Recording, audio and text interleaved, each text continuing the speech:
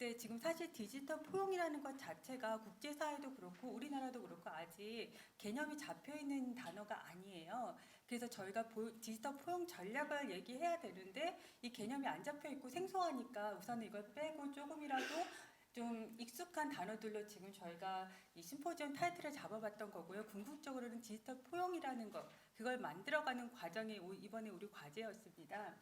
그리고 지금 제가 하는 이 부분은요, 그나마 국제사회에서 다른 해외에서도 디지털 포용이라는 단어를 사용하게 된다 그러면 아마 제가 다루고 있는 주제 여기에 한해서만 국한해서 다루고 있습니다. 그래서 아직까지 정의가 정립되지 않았으니까 우리가 한번 개념을 만들어보자 해가 좀 더 넓히는 방향으로 우리가 생각을 해본 것이, 그러니까 이런 격차 해소뿐만 아니라 그러니까 이 디지털 격차에서 디지털 포용으로 그 용어가 바뀌면서 대상이 취약계층에서부터 모든 사회 구성원들로 넓어지거든요. 그러다 보면 사회 비용이 커질 수밖에 없을 거고, 그러면 이 커지는 사회 비용을 어떻게 감당할 것인가. 그래서 저희가 그러니까,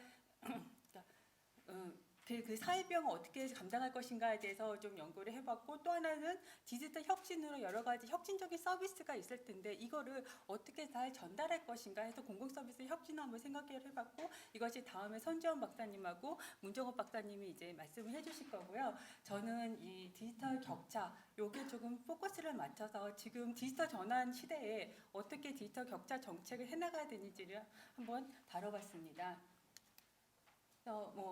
연구 배경을 보면 우선 디지털 전환 과정에서 변화 속도를 따라가지 못하는 취약계층 및 새로운 소외층이 출현하게 되고, 그러다 보니까 이 소외 양상이 확대될 것으로 전망됩니다. 그래서 기존의 디지털 격차 개념에서 출발한 정보와 격차 정부 지원 사업을 점검할 필요가 있다고 봤고요. 그리고 새로운 소외층과 격차를 발굴해서 좀 새로운 정책을 마련해야 되지 않을까를 고민해 본 연구였습니다. 또 연구 목적은 이렇고요. 그리고 이론적 논의라고 했는데 이거는 지금 저희가 3차 디지털 격차 시대라고 봤고, 여기는 질적 활용 역량에 대해서 이제 정책에 한 초점을 맞추고 있는데요. 여기에서 단순히 또 디지털 이 질적 격차에서 또 문제가 되는 것은 점점 개인에게 요구되어지는 이 디지털 역량이 점점 고도화되고 있다는 측면이거든요. 그러다 보니까는 전통적 소외계층이 아닌 우리 일반인들에게도 어떤 소외되어지는, 배제되어지는 측면이 있지 않을까라는 측면을 좀 살펴보는 것이고요. 그리고 디지털 격차가 그냥 디지털 격차로 멈추는 것이 아니라 또 전통적인 경제, 사회, 문화적 불평등하고 상호작용하면서 서로를 더 심화시키는 데로 가기 때문에 중요한 사회 이슈가 될 수밖에 없다라고 본 것입니다. 이러한 이론적 논의를 뒷받침하는 이론이 브로드웨어 디지털 사회학이고요. 이거는 나중에 살펴보시면 될 것 같습니다. 우선 해외 동향을 살펴봤습니다. 해외 동향은 우선 디지털 전환, 그러니까 디지털화가 심화되면서 그러면 해외에서는 이 디지털 격차 정책을 어떻게 바꿔나가고 있는가를 살펴봤는데요. 우선 기존의 디지털 정책 해소 정책을 확대하는 여러 가지 대응책이 나오고 있습니다. 여기 디지털 포용이라는 표현들을 사용하기 시작을 했고요. 그래서 우선 고도의 디지털 역량을 요구하는 시대로의 전환에 따라서 그에 따라서 교육체계 재정비 움직임이 있습니다. 예를 들어서 이제 국제기구에서 연합을 해가지고 DQ 연구소를 만들었고요. 이 DQ 연구소가 글로벌 표준이라고 해가지고 해서 DQ라는 글로벌 표준을 한번 만들었습니다. 이걸 왜 만들었냐면 앞으로 사람들한테 디지털 교육을 할 때 어떤 프레임워크에서 이런 교육 프로그램을 만들고 교육을 설계할 것인가 해서 하나의 이런 기준점을 준다고 생각하시면 될 것 같고요. 그리고 영국과 유럽연합 역시 지금까지 얘기했던 디지털 역량 수준을 재정의해봐야 된다. 요구되어지는 것이 고도화되는데 예전에 2000년대 초반에 그 방식으로 정의된 걸로는 부족하다 해가지고 다시 재정의를 하고 있습니다. 그래서 참고로 이렇게 이 그림을 보시면은요, 우선 DQ 글로벌 표준 같은 경우에는 3개의 차원 그리고 8가지의 이런 영역이 있고요. 거기에 하나하나 이제 역량들을 다 정의하니까 24개 역량이 나옵니다. 지금 2018년도에 나온 자료에서는 이렇게 역량들이 전부 다 정의되어 있는 수준까지고요. 이 역량에 맞춰가지고 어떤 교육이 필요한가까지는 아직까지 나오지 않았고, 지금 현재 계속해서 연구되어지고 연구 성과들이 홈페이지를 통해서 조금씩 소개되고 있습니다. 여러 프로젝트가 돌아가고 있는 걸로 알고 있고요. 여기 소장이 저희 나라 교육학 박사님이시더라고요. 네, 근데 우리나라는 아직 이 부분에서 구체적으로 논의되고 있지는 않고 있습니다. 그리고 또 흥미로운 것은 여기에 보면은 지식이나 기술뿐만 아니라 태도 및 가치에 대한 것이 주요 영역으로 들어가 있어요. 디지털 시민권이라고 제가 표현을 했는데 이것이 이제 요즘 디지털 시민성이라고 해가지고 좀 소양교육, 디지털에 대한 소양교육에 대한 얘기들이 나오고 있거든요. 그 부분이라고 생각하시면 될 겁니다. 그리고 이거는 영국과 EU는 좀 비슷합니다. 역량 수준을 다시 재정의하자고 했는데 그 부분이 좀 비슷한데 5개 역량 또 가만히 보면 되게 비슷한 부분이 있고요. 이 5개 역량을 각각의 기초, 중간, 고급 혹은 8개의 수준으로 나눈 다음에 각 수준에 맞춰서 어떤 역량이 필요하고 그 역량을 하기 위해서 어떤 교육 프로그램이 필요한지 그걸 정리해 나가고 있는 상황입니다. 그리고 또 ICT 기반의 생활 편의 보조 기술을 포함해서 웹 접근성을 확대하는 것도 디지털 포용 정책 중에 하나였는데요. 이제 사실 우리나라도 취약계층이 장애인이 취약계층으로 있잖아요. 시각장애, 청각장애 뭐 그래서 등등이 있는데 이제 그러니까 디지털 혁신이 점점 강화되면서 이런 신체적 장애가 더 이상 접근성에서 장애가 되어서는 안 된다고 보고 여기를 확대하는 방향으로 가고 있고요. 그리고 디지털 격차 지수 개발과 상황을 시각적으로 구현을 해서 지금 빠르게 변하는 이 속도를 따라가서 우리가 뭐가 부족한지를 그때그때 직관적으로 파악을 하고 대응하자 이런 방향으로도 나아가고 있었습니다. 그리고 디지털 서비스 설계 단계에서부터 아예 배제될 수 있는 부분들을 차단하자고 하는 설계 가이드라인을 만들었습니다. 영국과 일본에서 이런 설계 가이드라인이 나왔는데요.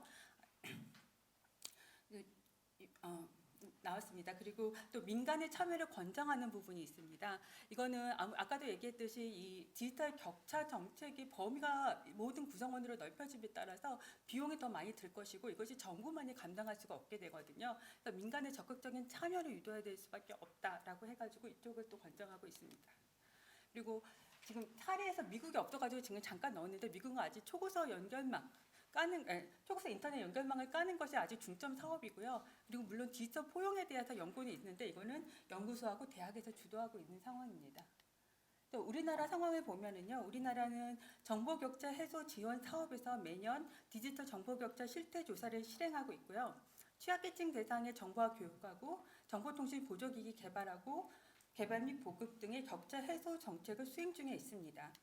여기서 문제점을 보면은 우선 디지털 격차 해소 사업의 범위가 취약계층에 한정되어 있다는 점. 그리고 그나마 그 취약계층도 모든 취약계층의 대상이 아니라 아주 극히 소수만이 그 혜택을 받고 있다는 점이 문제입니다. 그리고 ICT 인재 양성 및 평생교육, 재직자 교육 등 ICT 교육 지원 정책이 있긴 하지만은요, 이게 일자리나 구직 등 한정된 목적에 있는 거지 디지털 포용이라든가 디지털 격차 해소 정책과는 좀 다르게 가고 있는 부분이 있어요. 그래서 이걸 종합해가지고 살펴봤을 때 디지털화가 심화되면서 개인에게 요구되는 고도화된 디지털 역량을 전 국민이 개별적으로 따라가지 못할 수 있다는 문제의식과 그에 대한 대응이 부족한 것이 우리나라의 실정이고요. 그리고 ICT 관련 교육훈련 지원이 기술 역량 수준 향상에 치중하고 있어서 디지털 시대 시민이 갖춰야 될 기본 소양에 대한 사회적 중요성이 간과되고 있는 것도 문제점으로 지적했습니다. 그래서 우선 지금 이런 차원에서 제가 이제 조사를 한 것은요. 우선 일반인 대상으로 어떤 역량 차이가 발생할 수 있는 요인은 무엇인지를 한번 살펴보는 프로파일링 조사를 한번 해봤고요. 두 번째로는 지금 현재 하고 있는 정보격차 지원 사업에 대해서 검토를 해봤습니다. 이거는 디지털 포용 프로파일링 조사 내용을 지금 잠깐 소개해드리겠습니다. 우선 K-미스 분석 방법, 그러니까 집단을 이제 도출하는 방법론을 사용을 해가지고 지금 5개의 역량 수준에 맞춰가지고 5개의 집단을 저희가 구분해냈습니다. 이 기준은요, 디지털 역량 점수로 해가지고 구분을 했는데요. 디지털 역량 점수는 컴퓨터 활용 능력, 모바일 활용 능력, 그리고 인터넷 활용 복잡성, 신기술 이용 경험 이걸로 했고요. 그리고 설문조사를 좀 보완하기 위해서 FGI도 같이 수행했습니다.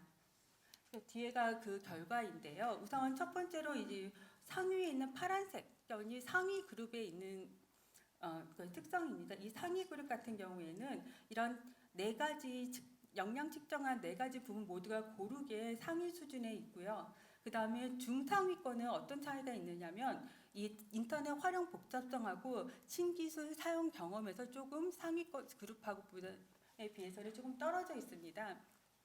근데 여기서 이제 컴퓨터 활용 능력이나 모바일 활용 능력 같은 경우에는 아까 얘기했던 디지털 격차 실태 조사에서 사용되고 있는 역량 수준을 측정하는 척도를 사용했었고, 이 인터넷 활용 복잡성 같은 경우에는 영국과 유럽에서 아까 재정의하고 있다고 했잖아요.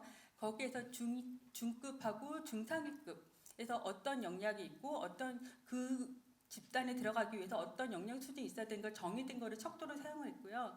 서비스 이용 경험, 신기술 이용 경험 같은 경우에는 사물 인공지능 기반 서비스 그리고 클라우드 그거를 측정을 했었거든요. 근데 여기서 보면 중상위권하고 상위권하고의 차이는 그 부분에 있었습니다. 인터넷 활용 복잡성하고 신기술 경험에서 조금 떨어졌고, 그러니까 중위 그룹은 그 중간에 노란색으로 되어 있는 부분이고요. 그리고 중하위 쪽에서 중위가 회색입니다. 중위가 회색인데요. 중위 회색에서 좀 흥미로운 것은 다 중간 지점에 있거나 아니면은 인터넷 활용 복잡성하고 신기술 이용 경험은 좀 떨어지는 수준인데, 모바일 활용 능력에 대해서는 상위권하고 중상위권이라고 같이 있습니다. 그러니까 이 중위 그룹에서는 자기가 일상에서 사용하는 스마트폰, 내가 사용해야 될 필요가 있는 그 일상적으로 사용하는 스마트폰을 잘 사용하고 있기 때문에 자신감이 보이는 거죠. 나는 괜찮아 라는 정도의 생각을 하고 있다는 부분이에요. 그리고 하위권은 계속 하위로 밑으로 내려가지만, 근데 역시 모바일 활용 능력에서 중하위권이랑 거의 비슷한 수준으로 조금의 자신감을 상대적으로 높게 보이고 있습니다. 여기서 지금 인구 통계학적으로 좀 더 들어가서 살펴봤는데요. 상위 그룹 같은 경우에는 평균 연령하고 소득 수준이 평균 연령은 낮고 소득 수준은 높은 편이었습니다. 그리고 중상위는 아까 얘기했듯이 상위 그룹하고 이 인터넷 활용 복잡성에서 차이가 있었고요. 그다음에 중위권하고 하위권이 아까 전에 모바일 활용에 있어서 조금 자신감이 있는 그룹이라고 했었잖아요. 이 그룹들을 좀 살펴보니까 여성이 남성에 비해서 더 많이 있는 집단이었습니다. 그리고 저희가 여기에서 더 나아가서 그러니까 직업 지위로 좀 살펴봤는데요. 지금 직업 지위로는 상용 근로자, 임시 근로자 이렇게 표 왼쪽에 있는 부분인데, 여기서 상용 근로자 같은 경우에는 우리가 이제 그러니까 통계적으로 분석을 할 때 가정을 하잖아요. 가정을 해서 상위, 중상위, 중위, 중하위, 하위 각각의 그룹에 이 정도의 사람들이 있을 것이다라고 했는데, 그거보다는 기대했던 것보다는 더 높은 비율로 그러니까 상위 그룹에 더 많이 배치되어 있었습니다. 그러니까는 가정보다 더 많은 사람들이 상위 그룹에 있었다는 거죠. 하지만 임시 근로자로부터 뭐 자영업자, 무급가족 종사자, 실업자 이런 사람들은 하위 그룹이 가정했던 것보다 더 높게 되어 있었습니다. 그리고 또 학습 의도하고 학습 용이성 인식에 대해서도 저희가 또 결과를 좀 더 추가하긴 했었지만, 이따가 제가 이제 결론을 얘기할 때 그냥 다시 얘기를 하도록 하겠습니다. 그리고 FGI 결과 요약인데요. 그러니까 FGI를 실시했었는데, 여기서 보니까는 사회생활을 할수록 신기술 노출이나 교육 훈련 기회가 많았습니다. 그리고 재밌었던 게 30대, 40대, 50대가 모두 이 급속한 디지털 변화에 대한 자신감이 드러나 있었습니다. 그리고 4차 산업혁명에 대한 변화를 인지하고 있지만 본인 세대에서는 크게 영향을 받지 않을 것이라고 하고 있었고요. 여기서 재밌는 건 이 30대 이상의 사람들이 갖고 있는 이 자신감이 어디서 나오냐면, 우리는 디지털의 변화를 전부 다 지켜봤다. 그리고 거기에 잘 적응해 왔다. 그러니까 앞으로도 잘 적응할 것이다. 그리고 지금 당장은 내가 필요하지 않으니까는 뭐 고도의 디지털 역량을 굳이 학습하려고 하지 않을 뿐이지, 마음만 먹으면 동기가 있으면 동력만 있으면 할 수 있다라는 걸 보여줬고요. 20대 같은 경우에는 지금 자기네들은 젊으니까 이게 빠르게 습득을 하지만 우리가 70대가 되면은 지금 70대들이 겪는 것과 같이 그 변화 속도를 따라가지 못해서 격차를 느끼게 될 것이다라고 보고 있었습니다. 그래서 차이가 있었고요. 그리고 이 교육 훈련에 대해서 이 20대들은 이직이나 전직, 구직과 연결시켜가지고 교육 훈련 프로그램에 참가하는 데 적극적이었고요. 30대 이상은 물론 이분들은 이미 직장에 다니고 있거나 아니면 은퇴를 하였거나 아니면 그러니까 직장을 다니다가 주부가 된 분들이었거든요. 그러니까 이분들은 ICT 교육 훈련을 한다 하더라도 이것이 어떤 이런 직장을 구하는 쪽으로 연결되기보다는 취미나 개인 관심인 경우가 많았습니다. 그러니까 동기부여가 그만큼 또 약했습니다. 그리고 신기술 학습 의향에 비해서 디지털 시민성의 등 소양 교육에서는 좀 흥미가 좀 미미했고요. 이런 측면이 있었습니다. 이렇게 해서 지금 설문조사하고요. FGI 결과를 저희가 종합을 해가지고 나름대로 결론을 내렸는데요. 우선 두 가지 요인을 중점으로 봐야 된다고 생각을 했습니다. 사회적 요인에 대한 격차.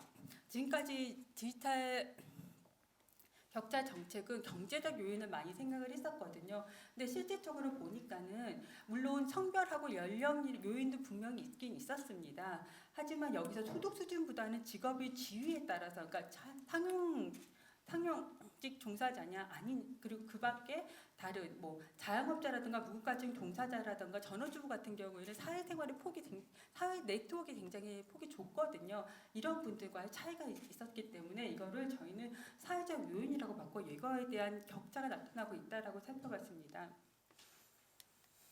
그리고 내재적 동기부여 효과라고 했는데, 아까 전에 지금 제가 새로 그래프를 넣긴 했었는데 분석 결과를 넣긴 했었는데 그게 빠졌는데요. 분석 결과에서 저희가 이런 인터넷 교육을 받을 의향이 있느냐를 물어봤고 얼마나 거기에 시간을 투여할 것이냐를 물어봤습니다. 그리고 또 물어봤던 게 뭐냐면 정부에서 지원하고 있는 인공지능 기반의 서비스들을 보여주고 여기에 대해서 얼마나 기대를 하느냐, 얼마나 우려하느냐를 물어봤거든요. 그런 것들에서 그 각각의 그런 역량 집단들이 어떤 대답을 했는지를 보고서 나온 결론인데요.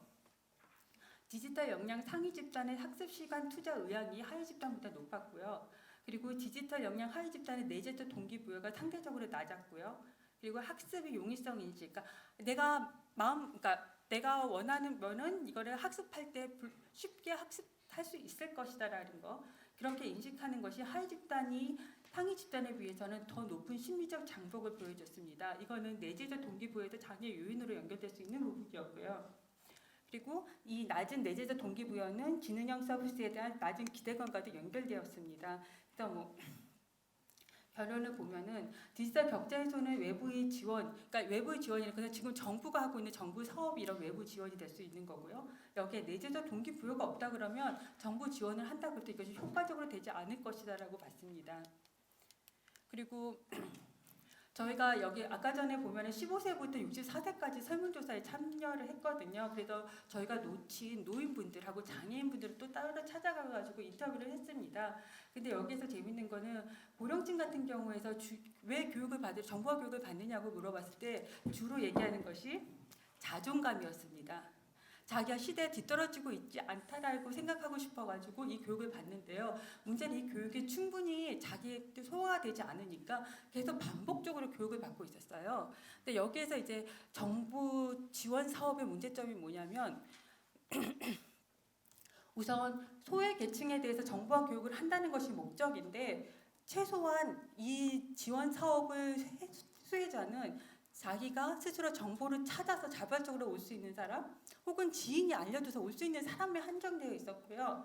그리고 이게 복지센터를 중심으로 해가지고 이 정보화 교육이 이루어지고 있는데 이 복지센터도 전국적으로 그렇게 많이 분포되지 않은 상태에서 모든 복지센터가 정보화 교육에 있는 것이 아니라 아주 일부만 있고 그 일부 정보화 교육도 장애인 교육 같은 경우는 그러니까 최대 20명이에요.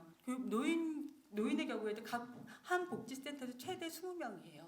그러니까 거기에 커버할 수 있는 것이 상당히 적었다는 거죠. 그런 문제점이 있었습니다. 그러면 이 분들이 근데 그러니까 자존감은 되게 중요한 것 같아요. 노인은 우리 자살률도 높기 때문에 이 자존감은 그러니까 사회적 문제를 해결하는 하나의 요소이기 때문에 이 부분은 분명히 중요하지만 이런 소수의 사람들이 반복적으로 이 혜택을 받는 거는 뭔가 우리가 좀 조정을 할 필요가 분명히 있는 부분이었고요. 그 다음에 장애인 같은 경우에는 구직을 위한 자격증 코스에 대한 수요가 상당히 높았습니다. 근데 지금 정부 지원 사업이 그 부분에 대해서 조금 부족한 부분이 있어요. 그러니까 이런 자격증 코스 같은 거는 PC 기반, 컴퓨터 기반으로 해가지고 이제 그러니까 교육 서비스가 진행이 돼야 되는데 지금 정부 사업은 많은 부분이 모바일 베이스로 많이 가고 있거든요. 근데 이 모바일 베이스라는 것은 결국은 스마트폰 활용하는 것들을 배우는 거거든요. 그래서 이거는 이제 이런 생산적 목적과 부합하지 않아서 이 부분도 좀 조정할 필요가 있을 것이고요. 이런 것들을 좀 살펴봤고요. 지금 정책적 대응이라고 했는데 지금까지 제가 문제점으로 꼽았던 것들, 그러니까 뭐 해외 동향을 살펴보고 그 다음에 설문조사하고 인터뷰를 통해서 문제점으로 꼽았던 것들을 좀 종합해가지고 이런 방향으로 가야 된다라고 정리해둔 것입니다. 이거는 따로 살펴보시면 될 것 같습니다. 네, 감사합니다.